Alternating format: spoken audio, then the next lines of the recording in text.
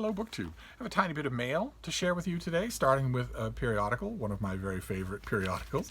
This is the Martha's Vineyard Gazette, the broadsheet newspaper of the island of Martha's Vineyard, which we are very helpfully told is 7 miles off southeast coast of Massachusetts. Winter population 16,535. Summer population 105,624. 20 miles from the city of New Bedford, 80 miles from Boston, and 150 miles from New York. And the Vineyard Gazette, of course, this is a great front page picture showing us that outdoor dining is returning to the island, which is it's an absolute staple of the summer economy. And there you can see it's sparsely populated. That deck should be absolutely crammed with people. You can see that the wait staff is all wearing masks, but not all of the patrons are. And that's fairly uneven, and who knows what the result of that will be. If this virus is intensely seasonal, there may not be any upside from that. There's virtually nobody left in greater Massachusetts who is infected, who is hospitalized. It's down to very, very few people. So although I believe the governor's order still requires that you wear masks if you're outside and unable to social distance, and I have heard reports of mask shaming going on every once in a while, a little sporadically. Although that is the case, the likelihood that even unmasked you would, in a situation like this, catch this virus is fairly low, and getting lower all the time. I'm not sure. Mask shaming has never been done to me. I've never given an occasion to happen. I wear a mask because, as far as I know, the governor's order gives police the power to ticket you if they see you without a mask in public. And I don't know how far I would take it, because the letter of the governor's order is you have to wear a mask outside when you cannot social distance.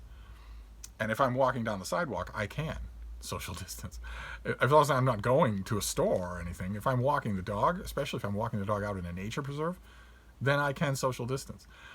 I've heard stories of mask shaming happening even to joggers and bikers, who are by definition social distancing. You cannot. Masks are, of course, a good all-purpose preventative. They are not specifically effective with this virus. I should underscore that. That was being said by medical professionals months ago. It's not anymore. Now, to borrow a phrase from the alt-right online, a mask has become at least as much a sign of compliance as deterrence. Because you need prolonged intimate contact with someone who is shedding this virus in order to contract it yourself. In other words, 20 minutes or so. Simply passing someone on the sidewalk is not going to do it. And a lot has been said about... In the news, a lot has been said about the ability of this virus to persist in the open air.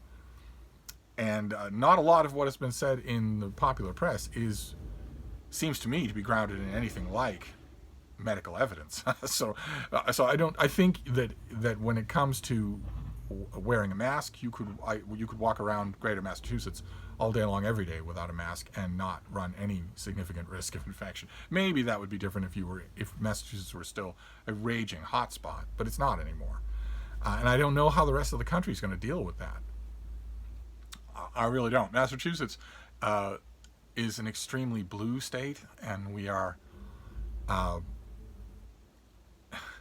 progressive state, and we have a population that's fairly open-minded. So when the government of Massachusetts said, well, we're going to crack down, we're going to put these measures in place because we've looked at the data, and it looks like if we don't, we'll have a runaway emergency. We don't. The goal here is to stop the hospitals from collapsing. And some critics online, again, have said, well, what's the good in saving hospitals from collapsing if they're not going to treat anyone but COVID patients? If you're on kidney dialysis, if you've got regular heart checkups, it's not going to do you any good one way or another, because the hospital's still not going to see you. But the point is not so much an appointment that you can put off down the line for something, but if you fall off your roof, if you're cleaning gutters and you fall off your roof and you break your leg, do you want to wait 4 hours for an ambulance only to be told they're not taking patients, lump it? or not.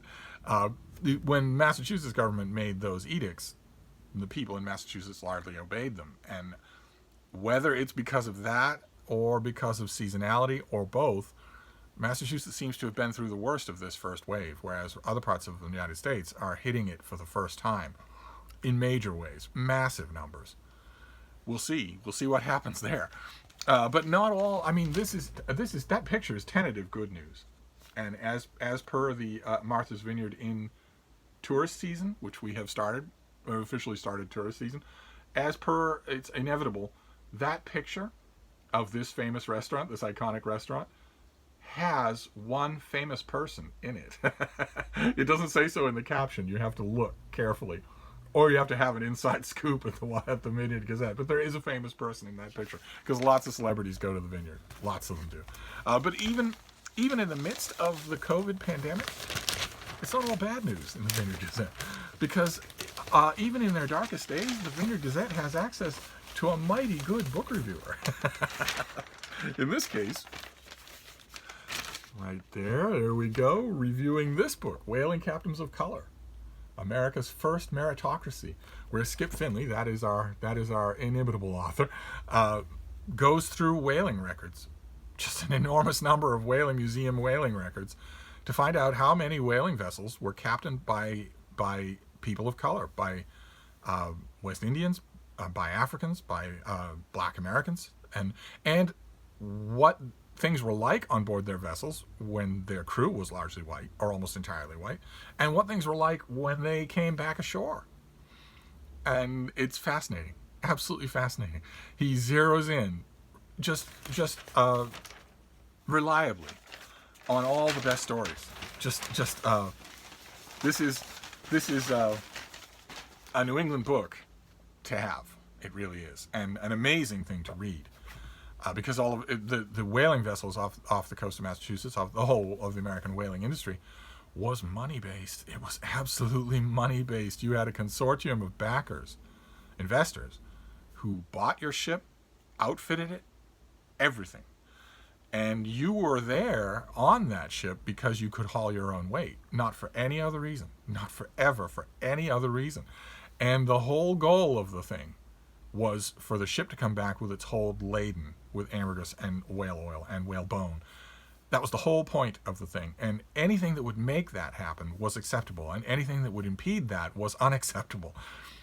So Skip Finley is right. That was the grounds for black men to rise to the level of captain. If a white captain of a whaling vessel lowered in a boat to chase a whale, and the whale sank the boat, destroyed everyone on hold, pulled the boat off into the horizon, far beyond reclaiming by anybody, that captain would be lost. And sometimes his first mate would be lost as well. So there were gruesome but nevertheless regular means for a black harpooner or first mate or something like that to rise to the level of captain, and men did. Which means that when they came back, if they got their ship back to berth in New Bedford or Nantucket or whatever, and it paid off, they would be wealthy. And Skip Finley follows a lot of those men on shore. He follows what were the rest of their lives like. It's an amazing book, amazingly interesting. And it has a wonderful review, which is going to come straight out of this Gazette and straight into this copy of the book, which is very nice. But in addition to the Martha's Vineyard Gazette, we also got one package from a publisher. So it's not from one of you. Those days are over. All right. New quarantine rules. No presents for Steve. But we did get one book package. We'll see what this is. One book package that goes to the bean. I don't know what everybody else does for package disposal. Oh my. Oh, goodness gracious. Okay. Well, this doesn't have a pub sheet, so I don't know when it's coming out. Probably soon, or out already. Oh my. Okay, this is the University of Chicago Press. This is Plague Years, A Doctor's Journey Through the AIDS Crisis by Ross A. Slaughton. Plague Years. And there is our author. Oh my. Let's see here. In 1992, Dr. Ross Slaughton signed more death certificates in Chicago, and by inference, the state of Illinois, than anyone else. As a family physician, he was trained to care for patients from birth to death. But when he completed his residency in 1984, he had no idea that many of his future patients would be cut down in the prime of their lives. Among them were friends, colleagues, and lovers, shunned by most of the medical community because they were gay and HIV positive.